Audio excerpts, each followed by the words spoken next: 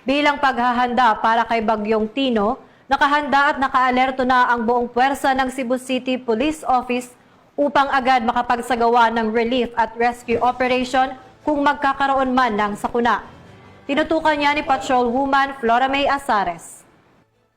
Bilang paghahanda sa posibleng epekto ng Tropical Depression Tino, ang Cebu City Police Office, sa pamumuno ni Acting City Director Police Colonel Enrico E. Figueroa, ay nagsagawa ng inspeksyon ng Search and Rescue SAR na kagamitan at activation ng CCPO SAR team nitong umaga ng Nobyembre 3 ng taong kasalukuyan. Ang aktibidad ay naglalayong tiyakin ang operational readiness, functionality at capability ng lahat ng SAR na kagamitan at kapulisan alinsunod sa Disaster Preparedness Directives ng Philippine National Police. Ang aktibong panukalang ito ay bahagi ng pagpapanatili ng mataas na antas ng kahandaan sa pagtugon sa sakuna, lalo na sa harap na potential na emergency na nauugnay sa panahon.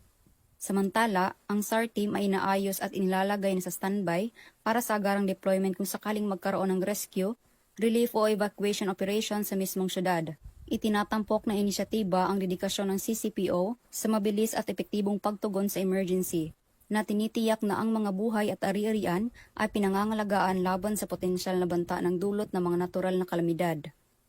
Mahigpit na pinapayuhan ng Cebu City Police Office ang publiko, lalo na ang mga naninirahan sa baha at landslide-prone area, na manatiling mapagbantay, makinig sa mga opisyal na payo, at makipagtulungan sa mga otoridad kung sakaling kailangan ng paglikas o iba pang hakbang sa kaligtasan.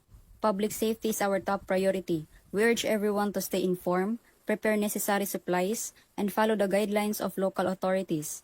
Through collective vigilance and cooperation, we can ensure the safety and resilience of our community, ayon kay Police Colonel Figueroa.